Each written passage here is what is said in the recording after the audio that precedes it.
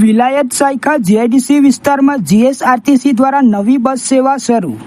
ભરૂચ જિલ્લાના વિલાયત શાખા જીઆઈડીસી વિસ્તારમાં જાહેર પરિવહન સુવિધાને વધુ સશક્ત બનાવવા ગુજરાત રાજ્ય માર્ગ વાહન વ્યવહાર નિગમ જીએસઆરટીસી દ્વારા નવી બસ સેવા શરૂ કરવામાં આવી છે. વડાપ્રધાન નરેન્દ્ર મોદીના જાહેર પરિવહનના વધુ ઉપયોગના આહવાન તેમજ વૈશ્વિક ઇંધણ સંકટને ધ્યાનમાં રાખીને આ મહત્વપૂર્ણ પહેલ કરવામાં આવી હોવાનું જણાવાયું છે. વિલાયત શાખા જીઆઈડીસી એસોસિએશન દ્વારા રાજ્ય સરકાર સમક્ષ જાહેર પરિવહનની સુવિધા શરૂ કરવા રજૂઆત કરવામાં આવી હતી.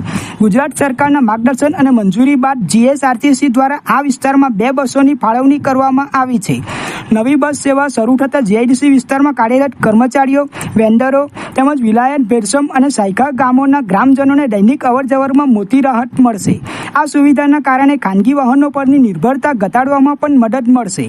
જાહેર પરિવહનને પ્રોત્સાહન મળવાથી ટ્રાફિક દબાણમાં ઘટાડો થવાની સાથે ઇંધણ બચત અને પર્યાવરણ સંરક્ષણમાં પણ સકારાત્મક ફાળો મળશે તેવી અપેક્ષા વ્યક્ત કરવામાં આવી રહી છે.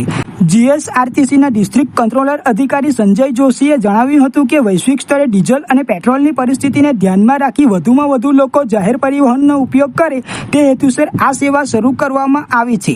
વિલાયત શાખા જીઆઈડીસીના પ્રમુખ હરીશ જોશીએ ગુજરાત સરકાર તથા જીએસઆરટીસીનો આભાર વ્યક્ત કરતા જણાવ્યું હતું કે ઉદ્યોગ વિસ્તારમાં કાર્યરત હજારો લોકો માટે આ બસ સેવા અત્યંત ઉપયોગી અને લાભદાયી સાબિત થશે.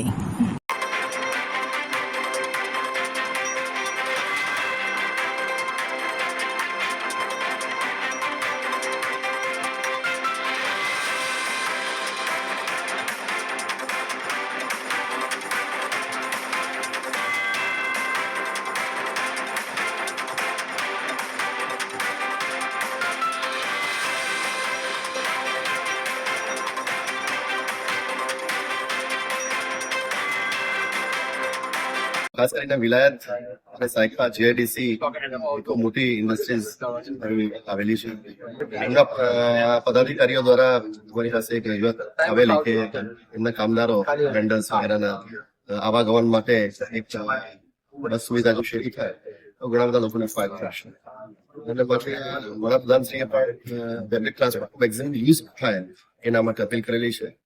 ઇન્ડસ્ટ્રીઝ ફેર હમણાં સુરત ખાતે યોજાયેલો ત્યારે પણ એમની એક રજૂઆત હતી માન્ય નાયબ મુખ્યમંત્રી શ્રી અને મુખ્યમંત્રી સમક્ષ.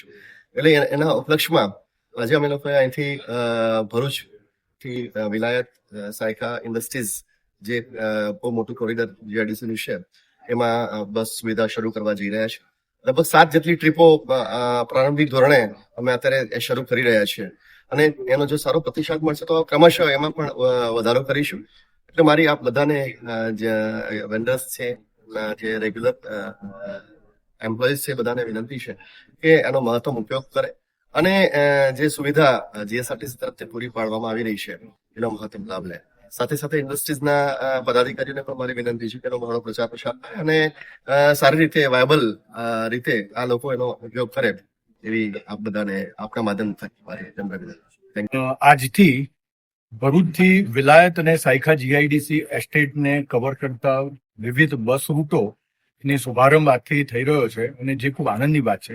વડાપ્રધાન શ્રી નરેન્દ્રભાઈએ સમગ્ર રાષ્ટ્રનો જે સંદેશ આપ્યો કે જેમાં કોમન સર્વિસીસ પબ્લિક ટ્રાન્સપોર્ટનો મહત્તમ ઉપયોગ કરવા દે અને રિસેન્ટલી વાઇબ્રન્ટ સમિટ ગુજરાતની અંદર અમે માનનીય નાયબ મુખ્યમંત્રી શ્રી હર્ષ સંઘવીજીએ રજૂઆત કરી હતી કે ઇન્ડસ્ટ્રીયલ એસ્ટેટની સાથે જીએસઆરટીસીની બસોનું કનેક્શન થાય તો લાખો લોકોને રોજગારી વાંચુ લોકો હોય કે વેન્ડર હોય કે સપ્લાયર હોય કે કોન્ટ્રાક્ટર હોય કે નોકરી કરવા જતા કામદારો હોય એ લોકો માટે ખૂબ મોટી રાહત થઈ શકે અને યોગ્ય સમયના રૂટ પહોંચવા માટે અમે વિનંતી કરી હતી અને એનો તુરંત જ ઇન્સ્ટન્ટ પ્રતિભાવ અમને મળ્યો અને આપણા ડિવિઝનલ મેનેજર શ્રી હિંમત જોશી સાહેબ પણ એમને સામેથી ઇનિશિયેટિવ લઈ તરત 5-6 દિવસના ગાળાની અંદર આપણો રૂટ સુવિધા સેટ કરીને આજથી એનો શુભારંભ થઈ રહ્યો છે.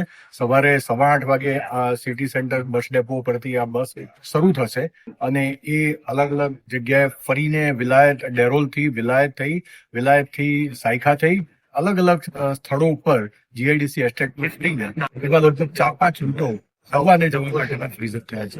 એ બદલ અમે જીએસઆરટીસી હૃદયપૂર્વક આભાર માનીએ છીએ અને આશા રાખીએ છીએ કે મહત્તમ લોકો, કામદારો કર્મચારીઓ, વેન્ડર, સપ્લાયર્સ આનો મહત્તમ ઉપયોગ કરે અને તો આ સેવાને વધારે ને વધારે વિસ્તૃત કરી શકાય